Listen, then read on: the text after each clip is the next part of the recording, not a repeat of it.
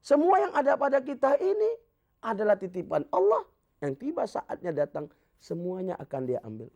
Untung Allah ada berjanji kepada kita bahwa dia akan beri yang lebih baik dan paling sempurna.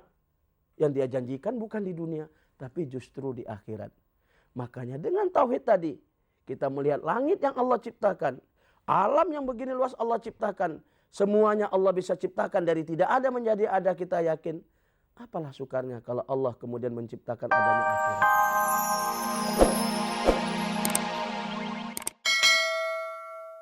Dan belum ada seorang istri yang sayang kepada suaminya. Dia ikut pula dengan suaminya karena suaminya meninggal.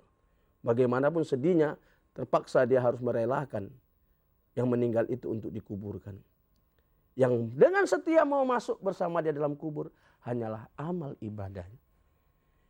Inilah kesadaran yang menciptakan satu keinginan dalam hati kita untuk mendekatkan diri kepada Allah. Begitu tingginya kesadaran kita sehingga bagaimanapun cobaan yang datang kepada kita, kita tidak akan terbenam.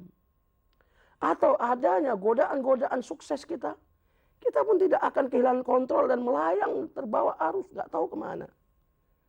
Kalau kita baca Al-Quran, di dalam Al-Quran Allah ada menceritakan dua sosok manusia sukses. Sukses dalam arti kata dia berhasil memperoleh nikmat hidup dunia. Tapi ada satu yang imannya tidak ada. Sedangkan yang satu memang iman itulah kekayaannya yang abadi dan yang hakiki dibandingkan pemberian Allah yang lain. Kita akan bicarakan orang kaya pertama, orang yang sukses ekonominya, tapi tauhidnya tidak ada. Yang dalam Al-Quran Allah sebutkan beberapa kali, yaitu orang yang bernama Qarun, yang hidup di masa Nabi Musa alaihissalam. Kekayaan Qarun itu Allah sebutkan di dalam Al-Quran surat Qasas ayat 77. Itu memiliki jumlah gudang emas yang sangat banyak. Dan Allah tidak menyebutkan berapa gudangnya, cuma Allah sebutkan untuk memikul kunci-kunci gudangnya saja memerlukan beberapa orang yang kuat-kuat. Dalam satu riwayat dikatakan 7 orang yang besar-besar kuat, itulah yang memikul, membawa kunci-kunci gudang emasnya. Tapi apa yang dilakukan oleh Qarun dengan kekayaannya? Dia dengan sombong mengatakan, innama utituhu ala ilmin indi. Ini semua aku peroleh dengan ilmuku. Inilah kalau orang tidak punya tauhid, orang tidak punya iman, dia beranggapan apa yang dia peroleh itu adalah hasil usahanya.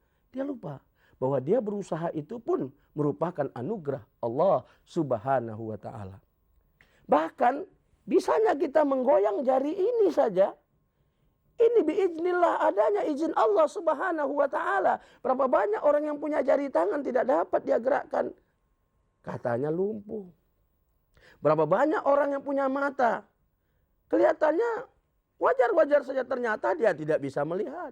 Berapa banyak orang yang punya kaki tidak bisa berjalan. Berapa banyak orang yang punya telinga tidak bisa mendengar. Berapa banyak orang yang punya mulut tidak bisa berbicara. Karena Allah tidak berikan anugerah kepadanya dalam hal-hal yang seperti ini. Maka kita yang punya tauhid, kita yang punya iman akan sadar bahwa semua pemberian Allah ini, semua yang ada pada kita ini adalah titipan Allah yang tiba saatnya datang semuanya akan dia ambil. Untung Allah ada berjanji kepada kita bahwa dia akan beri yang lebih baik dan paling sempurna. Yang dia janjikan bukan di dunia tapi justru di akhirat. Makanya dengan tauhid tadi kita melihat langit yang Allah ciptakan. Alam yang begini luas Allah ciptakan. Semuanya Allah bisa ciptakan dari tidak ada menjadi ada, kita yakin. Apalah sukarnya kalau Allah kemudian menciptakan adanya akhirat. Dari tauhid itulah timbul kesadaran dan timbul keyakinan bahwa apa yang dijanjikan Allah itu pasti. Dan ini pun disebutkan oleh Allah di dalam surah Fatir ayat 3. Yang berbunyi, ya ayuhan nas udhkuru. Ya ayuhan nas udhkuru ni'matallahi alaikum. Hai manusia, coba kamu ingat berapa nikmat Allah yang sudah diberikan kepadamu. Udhkuru ni'matallahi alaikum. Ingat nikmat Allah yang sudah diberikan kepadamu. Hal min khaliqin ghairullahi yarzuqukum minas sama'i wal ard. Adakah lain dari Allah? Adakah satu kekuasaan lain dari Allah yang memberi kamu rezeki itu? Yang turunnya dari langit dan yang keluar dari bumi. La ilaha. Allah sendiri menyebutkan la ilaha. Tidak ada yang seperti Tuhan itu. La ilaha, tidak ada Tuhan. Illa huwa, kecuali Allah saja. Fa'anna tu'fakun. Di ujung ayat Allah bertanya, fa'anna tu'fakun. Kalau begitu, kamu arahkan kemana? Kamu palingkan kemana arah hidupmu ini? Kamu arahkan kemana tujuan hidupmu ini? Kita tahu bahwa semua ini dari Allah. Sebagaimana yang terumus dalam ucapan kita, innalillahi wa inna ilaihi raji'un.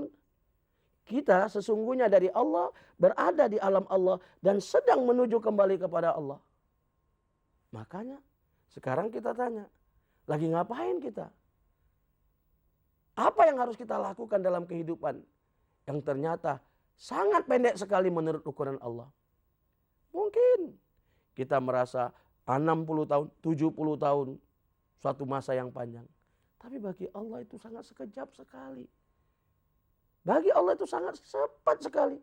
Apalagi kalau umur 60 tahun itu kita tanyakan kepada binatang-binatang kecil. Bagi dia hidup pagi, mati sore saja sudah lama benar. Makanya para pemirsa, dengan tauhid tadilah kesadaran akan muncul, keinsapan akan muncul.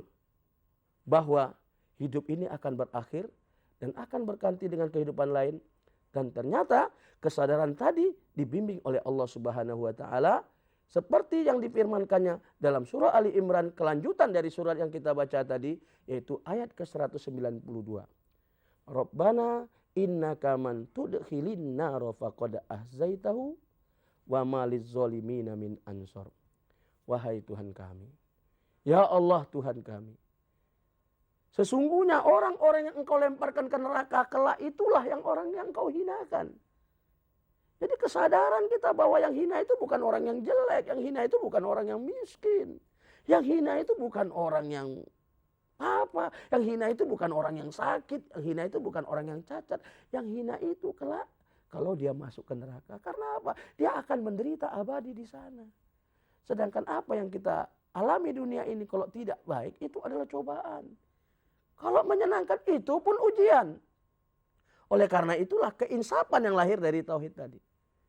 Tidak seperti Qarun yang kita ceritakan tadi. Dapat nikmat lupa daratan.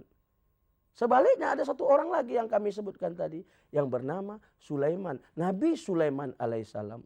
Kalau dibandingkan antara Nabi Sulaiman dengan Qarun, jauh lebih hebat Nabi Sulaiman memperoleh anugerah dari Allah.